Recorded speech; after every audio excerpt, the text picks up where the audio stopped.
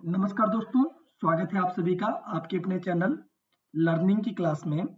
मैं अभिषेक शर्मा आप लोगों को यूपीएससी ईपीएफओ के एपीएफसी ईओ एओ के जनरल अकाउंटिंग प्रिंसिपल की क्लास देने जा रहा हूं। दोस्तों, जैसा कि आप मुझे जानते होंगे, कुछ लोग जानते भी होंगे, कुछ लोग नहीं भी जानते होंगे। मैं पहले हब टू हंट अकेडमी पर टीचिंग करता था, लेकिन हब टू हंट अकेडमी जैसे ही 1 लाख सब्सक्राइबर्स का चैनल बना, वैसे ही इसे किसी के द्वारा हैक कर लिया गया। बट मैंने काफ़ी प्रयास के बाद भी उसे प्राप्त नहीं कर पाया मैं उसे।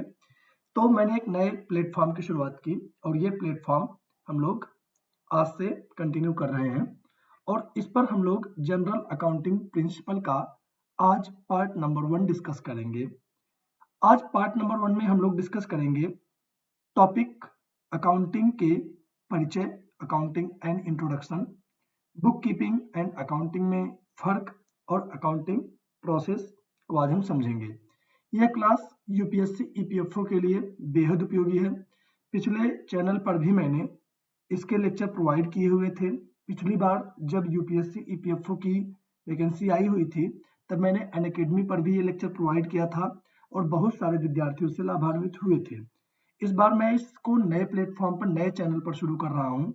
शायद ये इस चैनल का पहला वीडियो है, शायद क्या श्योर एंड सर्टेन ये पहला वीडियो ही है। तो चलिए शुरुआत करते हैं और मैं उम्मीद करता हूँ आप सभी लोग पिछली बार की तरह ही मेरे ऊपर विश्वास जताएंगे और इस चैनल को भी उतना ही सपोर्ट करेंगे जितना आपने हमारे पिछले चैनल को किया था। तो चलिए बिना किसी समय को गंवाए हम प्रारंभ करते हैं आज के टॉपिक को। आज हम पढ़ेंगे अकाउंटिंग और उसका परिचय। तो आज हमारा जो टीचिंग का सब्जेक्ट रहेगा वह अकाउंटिंग और उसका परिचय रहेगा। आज हम जानेंगे क्या है अकाउंटिंग और क्या है इसका परिचय। तो अकाउंटिंग को एक सरल शब्दों में अगर हम आपको एक्सप्लेन करें तो एक फर्म का इमेजिनेशन हम कर सकते हैं, एक ऑर्गेनाइजेशन की हम कल्पना कर सकते हैं। इस ऑर्गेनाइजेशन में कुछ पैसे आ सकते हैं और कुछ पैसे जा सकते हैं। जो पैसे आते हैं इनको हम कैश इनफ्लो कहते हैं और जो पैसे जाते हैं उनको हम कैश आउटफ्लो कहते हैं। तो कैश इनफ्लो और कैश आउटफ्लो ये दो कॉन्सेप्ट होते हैं किसी भी ऑर्गेनाइजेशन के अंदर। मैं अकाउंटिंग आपको इस तरीके से पढ़ाऊंगा कि अगर आप एक नॉन अकाउंटिंग बैकग्राउंड से भी हैं तो भी आपको अकाउंटिंग बहुत ही आसान शब्दों में समझ में आएगी। और अकाउंटिंग एक दिलचस्प विषय है, कोई बोरिंग का विषय नहीं है। मैं कोशिश करूंगा कि अकाउंटिंग को मैं आपके लिए कितना ज्यादा सरल और कितना ज्यादा इंटरेस्टिंग बना सकूं। तो अगर कोई भी फर्म है तो उस फर्म के अंदर दो चीजें होती हैं, one is the cash inflow and second is the cash outflow. जो कैश इनफ्लो हो रहा है और जो कैश आउटफ्लो हो रहा है, इसी के बीच का जो अंतर होता है उसी को हम प्रॉफिट या लॉस बोलते हैं। उसी को हम क्या बोलते हैं? प्रॉफिट या लॉस। इट्स मीन अगर कैश इनफ्लो ज्यादा है, कैश आउटफ्लो कम है, इट्स मीन आपके यहाँ पैसे आ ज्यादा रहे हैं और जा कम रहे हैं। तो जायज सी बात है, ये जो बीच का अंतर होगा इसी को हम बोलते हैं सरप्लस। जब अमाउंट सरप्लस हो तो हम प्रॉफिट की अवस्था में होते हैं। इसका उल्टा अगर पैसा जा ज्यादा रहा है और आ कम रहा है तो भी बीच का एक अंतर जनरेट होगा, इसको बोला जाता है डेफिसिट। तो जब डेफिसिट जनरेट होता है तब ये लॉस की अवस्था होती है। तो किसी भी ऑर्गेनाइजेशन में ये दो घटनाएं बेसिक रूप से पाई जाती हैं, one is the cash inflow और one is the cash outflow. और इसी कैश इनफ्लो और इसी कैश आउटफ्लो से ही डिसाइड होता है कि ऑर्गेनाइजेशन प्रॉफिट मेक कर रही है या लॉस में जा रही है। और इसी को जब हम बहुत ही सिस्टमैटिक ढंग से, कैसे सिस्टमैटिक ढंग से सिस्टम के अकॉर्डिंग लिखते हैं, इसी को हम कहते हैं अकाउंटिंग। तो एक सरल शब्द में अकाउंटिंग की यही डेफिनेशन बनेगी कि किसी भी ऑर्गेनाइजेशन के अंदर जो कैश का इनफ्लो होता हो और जो कैश का आउटफ्लो होता है, इन दोनों के बीच का अंतर जो होता है, इसी को हम प्रॉपर ढंग से जब एक सिस्टम में एक रूल्स के अकॉर्डिंग लिखते हैं तो इसी को कहा जाता है अकाउंटिंग। आइए यहाँ पर क्या लिखा गया है इसको देखते हैं। तो यहाँ पर छोटा सा उदाहरण दिया गया है कि अगर आपकी माता जी आपको कभी भी किसी भी ग्रोसरी स्टोर से कुछ खरीदने के लिए बोलती हैं, जैसे कि माचिस का डिब्बा, candle stick, soap cake, coffee या फिर कोई मसाले, तो आप डेफिनेटली वहां पर भी अकाउंटिंग का कार्य करते हैं। जब आप पैसा पे करते हैं या उधार पर करते हैं, दोनों ही दशाओं में आप अकाउंटिंग का कार्य करते हैं। ठीक है। When you buy this item to store owner, immediately open the page of the notebook of your father's name is written.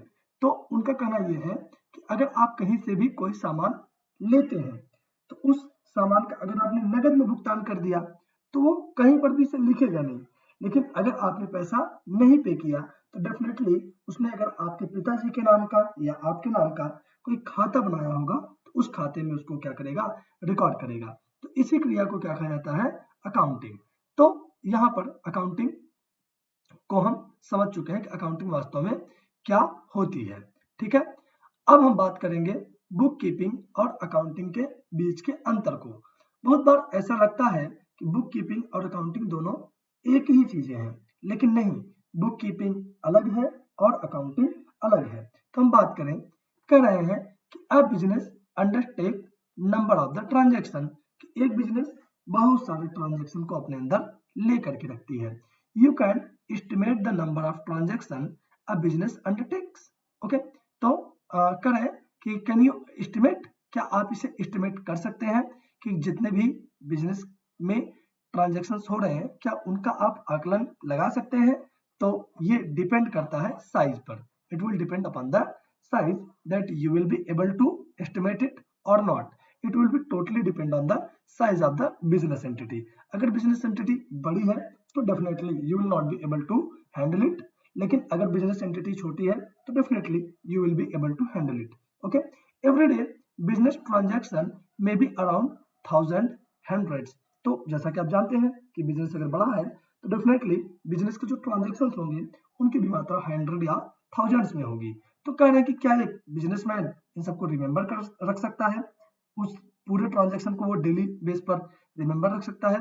उत्तर होगा नॉट, नहीं, बिल्कुल नहीं, ऐसा हो ही नहीं सकता कि कोई भी व्यक्ति अपने यहाँ होने वाले सारे ट्रांजैक्शन को रिमेंबर करके रख सके।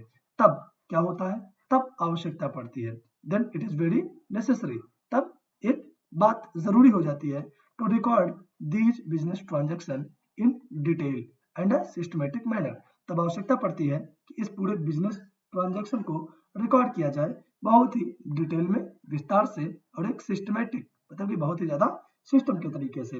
Recording of the business transaction in a systematic manner in the book of account is called book keeping. अगर कोई भी व्यक्ति किसी भी ट्रांजैक्शन को, ठीक है, किसी भी संस्थान के अंदर होने वाले ट्रांजैक्शन को बहुत ही सिस्टमेटिक ढंग से रिकॉर्ड करता है तो इसी रिकॉर्डिंग को क्या कहा जाता है, बुक कीपिंग। तो book keeping is concern with recording of financial data. मतलब कि book keeping is nothing, book keeping is nothing, इसको आप कीवर्ड के रूप में समझ लीजिए। Book keeping is just recording the data. तो book keeping is just recording the data. तो लिखा गया ना कि book keeping is concern with recording the financial data, not raw types of the data, it include financial data. तो जब financial data को record किया जाता है तो इसी को क्या कहा जाता है, बुक कीपिंग। करेक्ट डिफिनीशन को इस तरीके से दे सकते हैं, the art of keeping a permanent record of business transaction is known as the book keeping. मतलब कि बुक कीपिंग क्या है, बुक कीपिंग एक आर्ट है, एक कला है। किस प्रकार की कला, किस काम की कला, ये कला है कीपिंग अ परमानेंट रिकॉर्ड, मतलब कि परमानेंट रिकॉर्ड को रखना। किसके परमानेंट रिकॉर्ड को रखना, बिजनेस ट्रांजैक्शन के। तो जब बिजनेस ट्रांजैक्शन के परमानेंट रिकॉर्ड को रखा जाता है इसी को बुक कीपिंग कहते हैं। तो करें from book keeping important detail such as the total sale. करें कि जो बुक कीपिंग की गई है उस बुक कीपिंग में से जो इंपॉर्टेंट डिटेल होते हैं जैसे कि total sale, total purchase, total cash receipt, total payment, इन सबको आप असरटेन कर सकते हो, मतलब इन सब की आप जांच कर सकते हो। As you know the main objective of the business is to earn profit. किसी भी बिजनेस का जो मूल उद्देश्य होता है, जो मेन गोल होता है, वो प्रॉफिट मेक करना होता है। In order to achieve this goal या फिर दिस ऑब्जेक्टिव, इस ऑब्जेक्टिव को अचीव करने के लिए mere recording of the business transaction is not enough, मतलब कि बस बिजनेस ट्रांजैक्शन को रिकॉर्ड कर लेना ही पर्याप्त नहीं होगा, तब इसके लिए accounting involves not only book keeping but also many other activities. तब ऐसी दशा में आपको आवश्यकता पड़ती है अकाउंटिंग की। तब आपको आवश्यकता किसकी पड़ती है? अकाउंटिंग की। और accounting not just recording the financial transaction या फाइनेंशियल डाटा, ये और भी कई सारी चीजों को अपने अंदर शामिल किए रहती है। इन 1941 the American Institute of Certified Public accountant, it's mean AICPA, okay, American Institute of Certified Public accountant, इसने डिफाइन किया अकाउंटिंग को किस रूप में? इसने अकाउंटिंग को डिफाइन किया the art of recording, okay, if we are just saying that the art of recording the transaction, it's known as bookkeeping. But when we are saying that the art of recording, classifying, summarizing, analyzing and interpreting the business transactions systematically and communicating business result to interested user is accounting. तो ये बहुत ही व्यापक और बहुत ही classified definition हो गई। तो एक अकाउंटिंग के अंदर क्या क्या चीजें शामिल है, इस बात को समझना बहुत जरूरी है। Accounting contain recording, accounting contain recording and what after recording it also contain classifying, okay, classifying, also contain summarising, okay, summarising, okay, and after that it contain analyzing, okay, and also interpretation, interpreting, okay। तो ये अगर इतनी सारी क्रियाएं की जा रही हैं किसी भी बिजनेस ट्रांजैक्शन के साथ, उसको रिकॉर्ड किया जा रहा है, उसको क्लासिफाई किया जा रहा है, उसको समराइज किया जा रहा है, उसको एनालाइज किया जा रहा है और उसको इंटरप्रेट किया जा रहा है, साथ ही साथ उसको कम्युनिकेट भी किया जा रहा है। ये तो मैं भूल ही गया, कम्युनिकेट भी किया जा रहा है। तब इस चीज को हम पूरा क्या बोलेंगे? Accounting. If we are just recording the transaction, it is known as the bookkeeping, but with recording the transaction we are classifying this transaction, we are summarizing this transaction, we are analyzing this transaction and interpret भी कर रहे हैं हम और communicate भी कर रहे हैं। तो इस पूरी प्रक्रिया को हम क्या बोलेंगे? अकाउंटिंग। ऐसा डेफिनेशन दिया था American Institute of Certified Public Accountant ने। Accounting is defined with a system of recording of business transaction that creates economic information about business enterprises to facilitate decision making। इन सब क्रियाओं से फायदा क्या होता है? इन सब क्रियाओं से एक रिजल्ट निकल कर आता है डिसीजन मेकिंग का। मतलब कि अगर किसी भी ऑर्गेनाइजेशन के अंदर अकाउंटिंग किया जाता है, इट्स मीन रिकॉर्ड करके, क्लासिफाई करके, समराइज करके, एनालाइज करके, इंटरप्रेट करके, कम्युनिकेट किया जाता है, तो फिर सामने वाली पार्टी से अभिप्राय मेरा बाहर की पार्टी से नहीं है, सामने वाली पार्टी का मतलब है कि ये सारे कार्य कर कौन रहा है, ये सारा कार्य एक सीए कर रहा है और वह इस पूरी जानकारी को कम्युनिकेट किससे करेगा? वह करेगा मैनेजमेंट डिपार्टमेंट से। तो मैनेजमेंट डिपार्टमेंट जब इतनी सारी इंफॉर्मेशन को अपने पास प्राप्त करता है तो उसे डिसीजन ले पाना आसान हो जाता है, क्योंकि सारी की सारी जो इकोनॉमिक इंफॉर्मेशन है वो इसके अंदर शामिल हो जाती है। अकाउंट इसके अलावा कहा गया the function of accounting is to provide quantitative information. तो अकाउंटिंग का मूल उद्देश्य है क्वांटिटेटिव, मतलब कि जो आंकिक आंकड़े हैं उनको पेश करना, प्रीलिमिनरी फाइनेंशियल इन नेचर, और जिनका नेचर कैसा हो? फाइनेंशियल हो, जिनका अकाउंटिंग इकोनॉमिक एंटिटीज के रूप में एग्जिस्टेंस हो, इन सबको लिख जाना, इन सबको लिखा जाना और इन पर इकोनॉमिक डिसीजन लेना आपके फाइनेंशियल अकाउंटिंग का ही काम है। अमेरिकन अकाउंटिंग एसोसिएशन ने जो डेफिनेशन दिया है उसे समझते हैं। इसने कहा है कि it is a process of identifying, it is the process of identifying. अभी ये जो डेफिनेशन मैंने बताया, recording, classifying, summarising, analysing, interpreting and communicating का, ये डेफिनेशन था किसका? American Institute of Certified Public Accountant का। बट मैं दूसरे डेफिनेशन की बात कर रहा हूं। दूसरे डेफिनेशन में ये कहा गया है कि it is a process, it is मतलब accounting, accounting is the process of identifying. Accounting first of all identify करता है, आफ्टर दैट उसको मेजर करता है, आफ्टर दैट रिकॉर्ड किया जाता है, फिर उसको कम्युनिकेट किया जाता है। उन्हीं इंफॉर्मेशन को कम्युनिकेट किया जाता है जो कि रिक्वायर्ड होती हैं, किससे? Related to the economic event से, मतलब कि जो हमारा अर्थ से जुड़ी घटनाएं हैं, उन घटनाओं को क्या करना? आइडेंटिफाई करना, मेजर करना, रिकॉर्ड करना और कम्युनिकेट करना क्या कहलाता है? अकाउंटिंग कहलाता है। ठीक है। In order to appreciate the nature of accounting is to necessary to understand the following relevant aspect of the definition of the accounting। अब अकाउंटिंग के डेफिनेशन में एक कुछ शब्दावलियां बार बार आ रही हैं, जैसे कि इकोनॉमिक इवेंट। ठीक है, तो what is the mean of economic event? Economic event mean nothing, जो भी वित्तीय घटना हो रही है वो इकोनॉमिक इवेंट है। It is the occurring of the consequences to a business organisation which consist of transaction that are measurable, ठीक है ना, जो कि मापी जा सकी है इन द मॉनिटरी टर्म। तो कोई भी घटना अगर ऑर्गेनाइजेशन के अंदर हो रही है और उसको मॉनिटरी टर्म में, किसमें? मॉनेटरी टर्म में आप क्या कर रहे हो? क्लासिफाई कर सकते हो, तो उसी को क्या कहा जाता है? Economic event. जैसे कि अगर आप एक मशीनरी को परचेज कर रहे हो, उसको इंस्टॉल कर रहे हो, उसको डेली रेडी कर रहे हो, ठीक है, मैन्युफैक्चरिंग के लिए, तो इज एन इकोनॉमिक इवेंट। ये सारी घटनाएं एक इकोनॉमिक इवेंट है जो कि कंसिस्ट करती हैं नंबर ऑफ फाइनेंशियल ट्रांजैक्शन, क्योंकि इसमें बहुत सारे ट्रांजैक्शन हुए हैं। क्या क्या? पहली बात तो आपने मशीन खरीदी होगी, उसको फिर ट्रांसपोर्ट करवाया होगा, तो मशीन को खरीदने में भी आपने कुछ पैसे लगाए होंगे, तो इसका भी आप मॉनिटरी टर्म में कैलकुलेशन कर सकते हो। ट्रांसपोर्ट आपने किया होगा, उसके लिए भी आपने पैसे लगाए होंगे, तो डेफिनेटली आपने वहां पर भी उसको मनी के रूप में कैलकुलेट किया होगा। आपने प्रिपेयर की होगी साइट इसको इंस्टॉल करने के लिए, इसके बाद आपने इससे जुड़े और भी एक्सपेंसेस को इंस्टॉलेशन पे बेयर किया होगा। तो ये पूरी की पूरी मॉनिटरी घटनाएं हैं, और इस पूरी मॉनिटरी घटना को ही हम क्या बोलेंगे?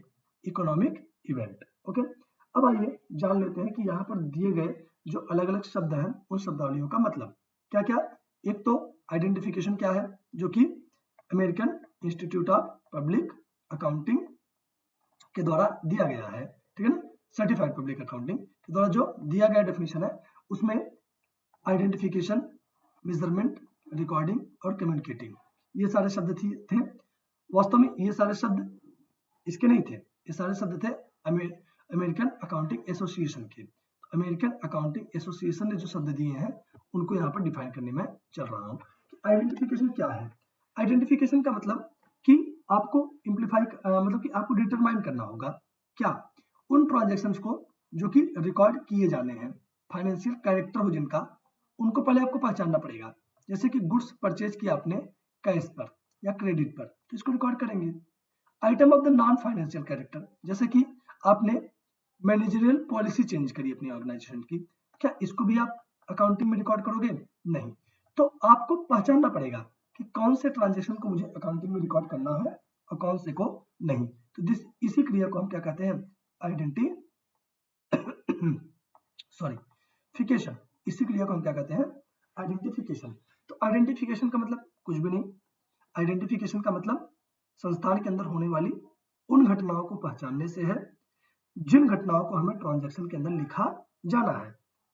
जो नहीं लिखे जाएंगे उनको हम नहीं बनाएंगे ना, उनको तो हम पहचानेंगे नहीं, उनको पहचानने से हमने मना कर दिया। ठीक है, तो आइडेंटिफिकेशन का मतलब मुझे उम्मीद है समझ गए होंगे आप। फिर आता है मेजरमेंट। मेजरमेंट का मतलब होता है मापन। तो इसका मतलब कि आप क्वांटिफिकेशन करिए किसका? उस बिजनेस ट्रांजैक्शन का जो कि फाइनेंशियल टर्म के अंदर मॉनिटरी यूनिट में आता है। करें, अगर कोई घटना है जो कि क्वांटिफाई नहीं की जा सकती, मतलब कि जिसका आप क्वांटिटी नहीं निकाल सकते, जिनको आप प्रॉपरली मॉनिटरी टर्म में मेजर नहीं कर सकते, उनको भी आपको अकाउंटिंग में लिखने की जरूरत नहीं है। ओके, इट इज, देखो लिखा है ना कि it will not fit for recording in the books of the firm. ठीक, तो इस तरीके से कुछ भी चीजें, जैसे कि आपने कोई भी अपॉइंटमेंट बुक किया, आपने किसी कॉन्ट्रैक्ट पर साइन किया, ठीक है, तो इन सबको आप चूंकि क्वांटिफाई नहीं कर सकते। क्वांटिफाई का मतलब आप उसे क्वांटिटी में, अर्थात आप उसे माप नहीं सकते। ठीक है, जैसे आपने कहा कि भाई मैंने एक क्या किया, इंपॉर्टेंट अपॉइंटमेंट लिया, तो अभी अपॉइंटमेंट को कैसे क्वांटिफाई करोगे भाई, इसका कैसे मापन करोगे आप, तो इसको मापन नहीं कर सकते। तो जिसको मापन नहीं कर सकते उनको भी आपको अपने बुक्स ऑफ अकाउंट में, अकाउंटिंग में नहीं लिखना है। फिर तीसरी क्रिया क्या है, तीसरी क्रिया है रिकॉर्डिंग। ठीक है, तीसरी क्रिया है रिकॉर्डिंग। सॉरी, रिकॉर्डिंग क्या है, having identified and measured the economic event in the financial term, these are recorded in the books of account in monetary। कह रहे हैं कि जब भी किसी ट्रांजेक्शन को आपने आइडेंटिफाई कर लिया कि हाँ ये वाला ट्रांजेक्शन हम बुक्स ऑफ अकाउंट में लिख पाएंगे, आपने उसका मेजरमेंट भी कर लिया कि इसका ये वाला मात्रक हम लिख पाएंगे, तो अब आवश्यकता पड़ती है कि जिनको आपने आइडेंटिफाई किया, जिनको आपने मापा है, अर्थात जिनको आपने मेजर किया है, उनको आप बुक्स ऑफ अकाउंट में क्या करोगे, रिकॉर्ड करोगे। और ये रिकॉर्डिंग होगी डेट वाइज मॉनिटरी टर्म में, डेट वाइज और मॉनिटरी टर्म में। जैसे सपोज करो कि आपके यहाँ कोई लेबर काम कर रहा है, अब वो लेबर काम तो कर रहा है, तो क्या आप उसको ऐसे लिखोगे कि हाँ इस व्यक्ति ने हमारे यहाँ 10 जूल काम किया, डेफिनेटली नॉट। आप क्या ऐसे लिखोगे कि उसने हमारे यहाँ 100 कैलोरी ऊर्जा खपत की, बिल्कुल नहीं लिखोगे, क्योंकि अगर आप इसको क्वांटिफाई कर भी रहे हो तो इसको आप मॉनिटरी टर्म में क्वांटिफाई करो। किस टर्म में, मॉनिटरी टर्म में। तो आप बताओगे ना कि फला व्यक्ति ने हमारे यहाँ 400 रुपए का काम किया, तो जो 400 रुपया है इस रूप में आपको रिकॉर्ड करना है। तो व्हाइल रिकॉर्डिंग द ट्रांजैक्शन आपको इस बात का ध्यान रखना है कि आप सदैव जो भी ट्रांजैक्शन को आइडेंटिफाई कर रहे हो उसको आप मॉनिटरी टर्म में रिकॉर्ड करोगे। अगली बात है कम्युनिकेटिंग। करेक्ट, कम्युनिकेटिंग का मतलब ये हुआ कि economic event are identified, measured and recorded. अब रिकॉर्ड कर, उसको पहचान लिया गया, उसको क्वांटिफाई कर लिया गया, अभी उसकी रिकॉर्डिंग भी हो गई। तो अब इन सबको करने के बाद किसी ऐसे व्यक्ति को बताओगे ना जो इन सब चीजों के लिए आधिकारिक होगा, जिसके पास इस पर डिसीजन लेने का अधिकार होगा, तो जिसको बताओगे इसी क्रिया को बोलते हैं कम्युनिकेटिंग। क्या बोलते हैं, कम्युनिकेटिंग। फिर बात आती है ऑर्गेनाइजेशन की। तो ऑर्गेनाइजेशन का मतलब क्या, refer to business enterprises whether the profit or not a profit motive। तो अगर कोई भी ऑर्गेनाइजेशन है तो उसी को, कोई भी बिजनेस इंटरप्राइजेस है उसी को हम ऑर्गेनाइजेशन कहते हैं। साथ ही साथ एक शब्द और भी आया था, इंटरेस्टेड यूजर ऑफ इंफॉर्मेशन। तो आपके ऑर्गेनाइजेशन से जुड़े कई लोग होते हैं, आपके ग्राहक हो सकते हैं, आपको बैंक जो जिसने आपको लोन दिया है वो हो सकती है, आपका फाइनेंसर हो सकता है, आपके ऑर्गेनाइजेशन से जुड़े एम्प्लॉय हो सकते हैं, आपके कंपटीटर हो सकते हैं।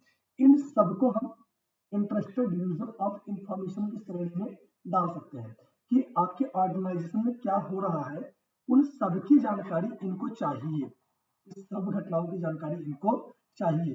तो जो ऐसे व्यक्ति संस्थान के बाहर कार्यरत हैं जिनको आपके संस्थान में होने वाली प्रत्येक घटनाओं में दिलचस्पी है, जैसे कि आपको जिसने लोन दिया हुआ जिस बैंक ने, वो अभी आपके यहाँ होने वाली तमाम घटनाओं पर लगातार निगाह बनाए रहती है, तो इसको हम क्या बोलेंगे, इसको हम बोलेंगे इंटरेस्टेड यूजर ऑफ इंफॉर्मेशन। तो कह रहे हैं कि many user need financial information to make important decision, जिससे कि प्रॉपर डिसीजन ले सकें, इसलिए उनको इस फाइनेंशियल इंफॉर्मेशन की जरूरत है। तो this user can be investor, वो व्यक्ति जिसने आपकी संस्थान में इन्वेस्ट किया है, क्रेडिटर जिसने आपको उधार पर सामान दिया है, लेबर यूनियन जो भी कर्मचारी गण काम कर रहे हैं उनका जो यूनियन है, ट्रेड एसोसिएशन, ये सभी ऐसे ऑर्गेनाइजेशन है जो कि आपके संस्थान से बाहर है लेकिन फिर भी आपके यहाँ होने वाली प्रत्येक घटनाओं पर ये निगाह रखना चाहते हैं। ऐसे लोगों को इंटरेस्टेड यूजर ऑफ इंफॉर्मेशन कहते हैं। अब बात करते हैं थोड़ा सा इवोल्यूशन ऑफ अकाउंटिंग की, कि अकाउंटिंग का इवोल्यूशन अर्थात उद्विकास कहाँ से हुआ, कैसे अकाउंटिंग डेवलप हुई, इसका थोड़ा सा इतिहास। तो evolution of the accounting as per Indian mythology, Chitragupta बहुत पुराने थे, उनके समय से चला आ रहा है कि भगवान के कोर्ट में चित्रगुप्त हिसाब किताब रखते थे। इसके अलावा जो कौटिल्य की जो किताब है अर्थशास्त्र है, उसके अंदर भी मिनिस्टर जो थे कौटिल्य के, सॉरी ये चंद्रगुप्ता के कौटिल्य, उन्होंने किताब लिखी अर्थशास्त्र। उसके अंदर भी उन्होंने इस बात का जिक्र किया है। उन्होंने बताया कि 23वीं सेंचुरी के पहले भी इस प्रकार के जो प्रैक्टिसेस थी वो पाई जाती थी, ठीक है ना। It describe how accounting records have to be maintained. उन्होंने बताया कि किस तरीके से अकाउंटिंग के रिकॉर्ड को मेंटेन करके रखा जाता था। चाइना और इजिप्ट के अंदर भी अकाउंटिंग का प्रयोग हुआ, लेकिन अकाउंटिंग का जो जन्म देने वाला माना जाता है वो एक इटालियन जो थे मैथमेटिशियन ल्यूका पैकियोली, इनको माना जाता है। इनकी एक पुस्तक है अरिथमेटिका जियोमेट्रिका प्रोपोर्शन एंड प्रोपोर्शनैलिटी, ठीक है ना। तो ये इसका हिंदी मतलब था review of arithmetic and geometric proportion. तो इनकी किताब का नाम आप याद रख सकते हैं, ल्यूका पैकियोली की। क्या नाम है किताब का? Arithmetica Geometrica proportion of the proportionality. Okay, तो इन्हीं को फर्स्ट ऑफ ऑल क्या बोला जाता है? फादर ऑफ द अकाउंटिंग, ठीक है। इन्होंने ही पहली बार एक ऑथेंटिक बुक पेश की जिसके अंदर उन्होंने डबल एंट्री सिस्टम बनाया। तो डबल एंट्री सिस्टम बेसिकली होता क्या है, एक साइड में डीआर रहेगा और एक साइड में सीआर रहेगा। तो इन्होंने ही पहली बार प्रेजेंट डे में पॉपुलर टर्मिनोलॉजी इंट्रोड्यूस्ड करवाई, DR for debit and CR for credit. Okay, तो ये सारी जानकारियां जो थी ये अकाउंटिंग से जुड़ी थी। अब हम जान लेते हैं अकाउंटिंग के प्रोसेस को। What is the process of the accounting? Accounting में सबसे पहले कोई क्या होगा? इकोनॉमिक इवेंट होगा, फिर उस अकाउंटिंग को प्रोसेस किया जाएगा, फिर उसे कम्युनिकेट किया जाएगा और फिर उसके अकॉर्डिंग डिसीजन लिया जाएगा। This is the accounting process. अब थोड़ा सा जान लेते हैं what are the difference between the book keeping and the accounting. तो अकाउंटिंग और बुक कीपिंग के जो अंतर है, डिफरेंसेस है, उनको हम इतने स्तर पर बांट सकते हैं। वन इज द नेचर, कि बुक कीपिंग का नेचर कैसा है और अकाउंटिंग का नेचर कैसा है। हम ऑब्जेक्टिव उद्देश्य को जानेंगे कि बुक कीपिंग का क्या उद्देश्य है और अकाउंटिंग का क्या उद्देश्य है। फंक्शन, कार्य बुक कीपिंग का कैसा है और अकाउंटिंग का कैसा है। इसके अलावा ठीक है, बेसिस, बेस उसके कैसे हैं और इसके कैसे हैं। लेवल बुक कीपिंग के कैसे हैं, लेवल ऑफ द नॉलेज, और ये अकाउंटिंग के कैसे हैं। तो इतने आधार पर हम बांटेंगे किस चीज को, बुक कीपिंग एंड अकाउंटिंग को। आइए समझ लेते हैं, और आई होप यही आपकी आज की लास्ट क्या है, हेडिंग है, ठीक। तो बुक कीपिंग के नेचर की बात करें तो it is concern with identifying financial transaction, measuring them in the monetary term, recording and classifying them. But what's a accounting? It concerned with the summarizing. इस summarizing भी करता है recorded transaction को, interpret भी करता है और communicate भी करता है। अगर ऑब्जेक्टिव की बात करें, बुक कीपिंग की मेन ऑब्जेक्टिव जो है वो systematic record of the financial transaction है, लेकिन इसका जो मेन ऑब्जेक्टिव है वो है ascertaining the business income. Business income को असरटेन करता है, फाइनेंशियल पोजीशन को बताता है कि कितना असेट है और कितनी लायबिलिटी है, ये पूरी जानकारी देता है कौन, अकाउंटिंग। तो ये उद्देश्य के आधार पर हो गया। फंक्शन की बात करें तो फंक्शन में जो बुक कीपिंग है रिकॉर्ड करता है बिजनेस ट्रांजेक्शन को, ओके, और इसका स्कोप जो होता है, इसका जो क्षेत्र होता है वो लिमिटेड होता है। लेकिन जो अकाउंटिंग है ये रिकॉर्ड करता है, क्लासिफाई करता है, समराइज करता है, इंटरप्रेट करता है, ठीक है, और साथ ही साथ कम्युनिकेट करता है। इसका जो स्कोप है ये बहुत क्या वाइड है, विस्तृत है। तो बुक कीपिंग का स्कोप लिमिटेड है, बट आपके अकाउंटिंग का स्कोप काफी वाइड है। बेसिस क्या है, voucher and other supporting document इसके लिए लगते हैं, ठीक है, एविडेंस के तौर पर, जिससे कि पता चले कि बिजनेस में कौन कौन से ट्रांजैक्शंस हुए हैं। Book keeping work as the basis of the accounting information. तो ये प्रमाण की जरूरत नहीं है क्योंकि ये खुद एक इंफॉर्मेशन के तौर पर कार्य कर रहा है। लेवल ऑफ द नॉलेज की बात करें, लेवल ऑफ द नॉलेज, तो it is enough to have elementary knowledge of the accounting to do book keeping. तो बुक कीपिंग करने के लिए आपके पास बहुत ही बेसिक सा नॉलेज होना चाहिए बुक कीपिंग का, अकाउंटिंग का, लेकिन for accounting advance and in depth knowledge चाहिए होगी आपको। ओके, रिलेशन की बात करें तो book keeping is the first step of the accounting. Definitely identify पहले ही करेंगे, ठीक है। तो book keeping is the first and accounting where book keeping end. Book keeping जहां समाप्त होती है वहां से अकाउंटिंग की शुरुआत होती है। तो ये रहे आज के क्लासेस। ये आपके पास कुछ क्वेश्चंस हैं कि fill in the blank, okay. इसको आप स्क्रीनशॉट लेकर के रख लीजिए और इसकी प्रैक्टिस आप कीजिए और कमेंट बॉक्स में इनका आंसर 1 2 3 4 करके जरूर दीजिएगा। तो आज के लिए साथियों बस इतना ही। अब मुलाकात होगी हमारी आपकी अगले लेक्चर में और मैं उम्मीद करूंगा आप लोगों को ये क्लास पसंद आए और मैं कोशिश करूंगा कि इसे मैं जल्द से जल्द कंप्लीट करूं। और प्लीज आप लोग थोड़ा सपोर्ट कीजिए, चैनल को सब्सक्राइब कर लीजिए और डेफिनेटली लाइक करने के लिए कहना न पड़े, ठीक है, लाइक करने के लिए। एंड प्लीज कमेंट जरूर कीजिए और प्लीज सपोर्ट कीजिए जिससे कि जल्द से जल्द हम लोग अपनी 1 लाख की फैमिली वापस से प्राप्त कर सकें जो हमने हब टू हंट पर गंवाई है, ठीक है ना। हब टू हंट जो कि अपना चैनल था और ये हैक हो गया, तो मैं नहीं चाहता कि आप लोग फिर से ऐसा कुछ हो हम लोगों के साथ। तो that's all for today, thank you.